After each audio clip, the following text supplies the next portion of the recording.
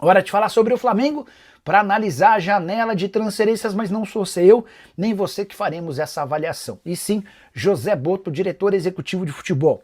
Vale a lembrança de que para a Copa do Mundo de Clubes o Flamengo contratou Jorginho, depois outros 4 reforços. Emerson Royal, lateral direito que veio do futebol europeu, Carrascal, meio atacante que veio da Rússia, Samuel Lino, contratado do Atlético de Madrid, além de Saul, que havia rescindido seu contrato do mesmo clube espanhol. 4 reforços, desses 4, 3 têm sido titulares, só o Carrascal que demorou um pouco mais de tempo para se adaptar. Jorginho também virou peça importantíssima, mas apesar do acréscimo na qualidade do elenco, o Boto demonstrou, não é chateação não, mas ele entende que poderia ter sido melhor. Dar uma olhada na frase do diretor executivo de futebol do Flamengo, que é português, abre aspas para ele: nunca ficamos satisfeitos com o que fazemos. Acho que poderia ter sido ainda melhor, mas, levando em conta as necessidades da equipe e o nível dos jogadores que conseguimos trazer, a janela foi dentro do que planejamos. O Flamengo falhou em 2 posições específicas. O rubro-negro gastou semanas atrás de um centroavante, e as tentativas com Tati Castelhanos, com o Lucas Beltrán e com Gabriel Jesus foram as que decepcionaram mais internamente. O Flamengo entendia que precisava de um centroavante com outra característica para concorrer com o Pedro, ou até para permitir que o Pedro fosse vendido. Diante da dificuldade em avançar por um camisa 9, o Flamengo desistiu da venda do Pedro. Houve também uma tentativa pouco menos frenética por um goleiro. Gabriel Brazão foi, por exemplo, um dos alvos, mas a proposta de 7 milhões de euros feita ao Santos acabou sendo recusada. A tendência é que para o ano que vem o Flamengo retome as conversas por um goleiro e também por um centroavante. Gostaria que você usasse o espaço para comentário para registrar qual jogador você queria ver com a camisa do Fla. Só para completar em relação ao rubro-negro, o Estudiantes, adversário dessa quinta-feira do Flamengo, jogo no Maracanã, não terá dois jogadores importantes, ou seja, serão 2 desfalques: Leandro Gonzalez e Edwin Cetré, ambos machucados. Hora de falar sobre as chances de título do Campeonato Brasileiro depois do fechamento de mais uma rodada. Nessa segunda-feira o Cruzeiro venceu o Bahia, colocando ponto final à outra rodada do Campeonato Nacional, e de acordo com o GE, há um empate técnico em relação a Flamengo e Palmeiras na disputa pelo título hoje. Esses são os 2 grandes candidatos à taça. O Flamengo aparece com 41,7% de chances de conquista, enquanto o Palmeiras tem 40,2%. Eles estão separados por 4 pontos, mas o Flamengo com um jogo a mais em relação ao Verdão. O Cruzeiro na tabela de classificação é o segundo colocado, mas nesse momento, segundo o GE, tem apenas 14,7% dos pontos.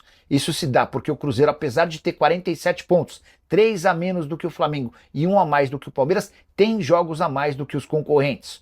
O Cruzeiro já disputou 23 jogos contra 22 do Flamengo e 21 do Palmeiras. Além dos 3, ainda tem chances mínimas de título: o Botafogo 2,2%, o Mirassol 0,6%, o Bahia 0,3% e o São Paulo com 0,1%.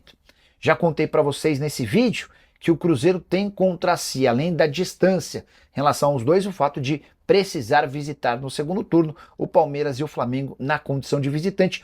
Use o espaço para comentário agora para dizer quem você acha que se sai campeão brasileiro de 2025. Combinado?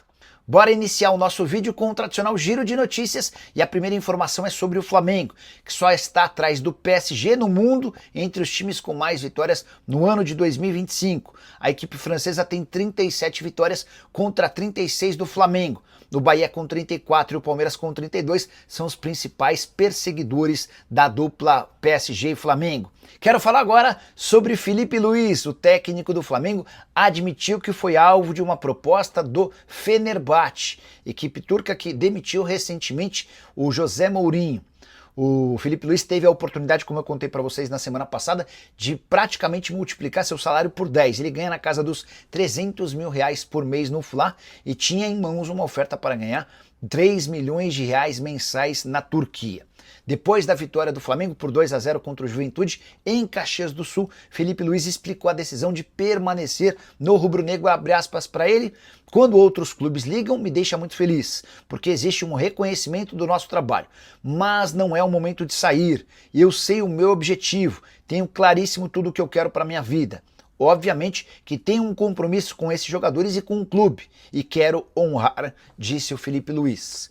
O treinador do Fla está sabe, obviamente, que tem em mãos a possibilidade de 2 títulos absolutamente plausíveis. Libertadores da América e Campeonato Brasileiro. O Flamengo é líder do Campeonato Brasileiro com 4 pontos de vantagem em relação ao Palmeiras, embora com um jogo a mais. Na Libertadores, começa a decidir a fase de quartas de final a partir dessa semana contra o Estudiantes. Primeira partida no Maracanã, jogo da volta na Argentina, e o Flamengo é sim um dos favoritos ao título. Diante desse cenário, com a chance até de jogar um Intercontinental de Clubes, Felipe Luiz pesou os prós e contras e decidiu permanecer na Gávea, decisão absolutamente acertada.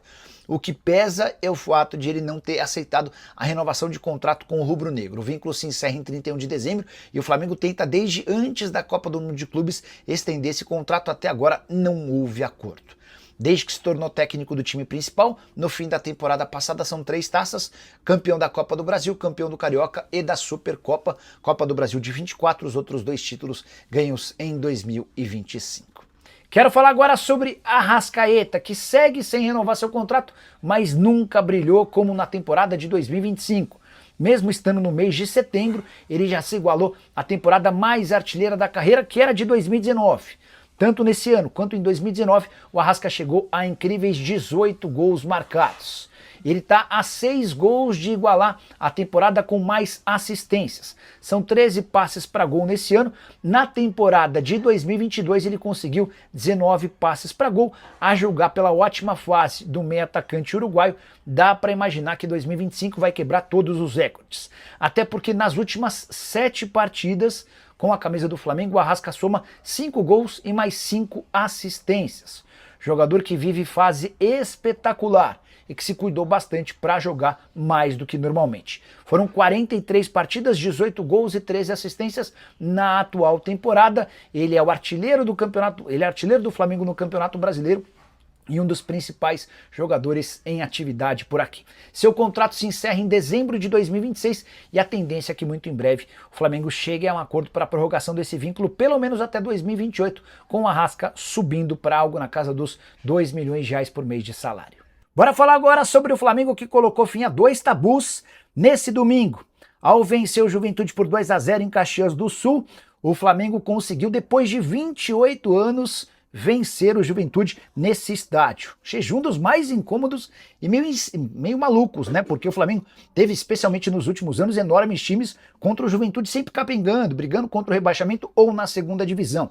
Os gols da vitória desse domingo marcados, primeiro por Arrascaeta de cabeça, em lindo cruzamento do Saul, e o segundo de Emerson Royal na etapa final, nos minutos finais. Com o resultado, o Flamengo vai a 50 pontos e volta a abrir 4 de vantagem em relação ao Palmeiras. Essa vantagem havia sido diminuída com a vitória por 4-1 do Palmeiras contra o Inter nesse sábado. É importante contar que o Palmeiras tem um jogo a menos na comparação com o Flamengo.